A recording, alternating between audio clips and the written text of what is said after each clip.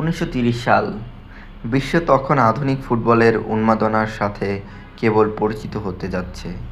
ঠিক সেই সময়ে দক্ষিণ আমেরিকার একটি ছোট্ট দেশ উরুগুয়েতে রচিত হয়েছিল ফুটবল ইতিহাসের সবচেয়ে বড় মহাকাব্য, যে আসরটি বদলে দিয়েছিল খেলাধুলার ইতিহাস।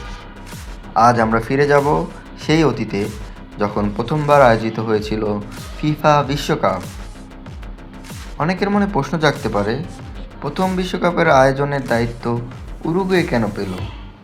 এর প্রধান কারণ দুইটি। প্রথমত, উরুগুয়ে ছিল 1924 ও 1928 অলিম্পিক ফুটবলের চ্যাম্পিয়ন। দ্বিতীয়ত, 1930 সালে উরুগুয়ের স্বাধীনতার 100 বছর পূর্ণ হতে যাচ্ছিল। ফিফা যখন উরুগুয়েকে আয়োজক ঘোষণা করে, ইউরোপের অনেক দেশ তাতে অসন্তুষ্ট হয়। লম্বা সমুদ্রযাত্রার ভয়ে অনেক ইউরোপীয় দল অংশগ্রহণ করতে রাজি হয়নি। শেষ পর্যন্ত মাত্র 13টি দল নিয়ে শুরু হয় এই যাত্রা। উরুগুয়ের রাজধানী মন্টেভিডিওতে এই আসরের জন্য তৈরি করা হয়েছিল বিশাল এস্তাদিও সেন্টেনারিও স্টেডিয়াম। 9টি দল আমেরিকা মহাদেশের এবং 4টি দল ইউরোপের। কোনো বাছাই পর্ব ছাড়াই আমন্ত্রিত হয়ে তারা এখানে এসেছিল। 13ই জুলাই 1930 একই সময়ে ফ্রান্স বনাম মেক্সিকো এবং আমেরিকা বনাম বেলজিয়ামের ম্যাচ দিয়ে শুরু হয় লড়াই। বিশ্বকাপের ইতিহাসে প্রথম গোলটি করার কৃতিত্ব অর্জন করেন ফ্রান্সের লুসিয়েন লরেন্ট।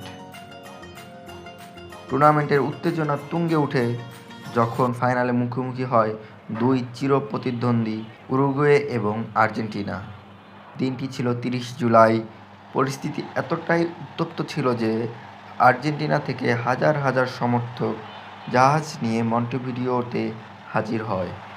মজার ব্যাপার হলো, ফাইনাল ম্যাচটি কোন বল দিয়ে খেলা হবে তা নিয়ে দুই দল বিপদে জড়িয়ে পড়ে। শেষ পর্যন্ত ফিফার হস্তক্ষেপে প্রথমার্ধে আর্জেন্টিনার বল এবং দ্বিতীয়ার্ধে উরুগুয়ের বল ব্যবহার করা হয়। প্রথমার্ধে আর্জেন্টিনা 2-1 গোলে এগিয়ে থাকলেও দ্বিতীয়ার্ধে উরুগুয়ের আক্রমণভাগের সামনে তারা খেই হারিয়ে ফেলে। একে একে 3টি গোল করে 4-2 গোল ব্যবধানে ম্যাচ জিতে নেয় স্বাগতিকরা। উরুগুয়ে হয় ফুটবলের প্রথম বিশ্ব চ্যাম্পিয়ন। এই আসরে আর্জেন্টিনার গুইলার্মো স্তাবির 8টি গোল করে টপ স্কোরার হন।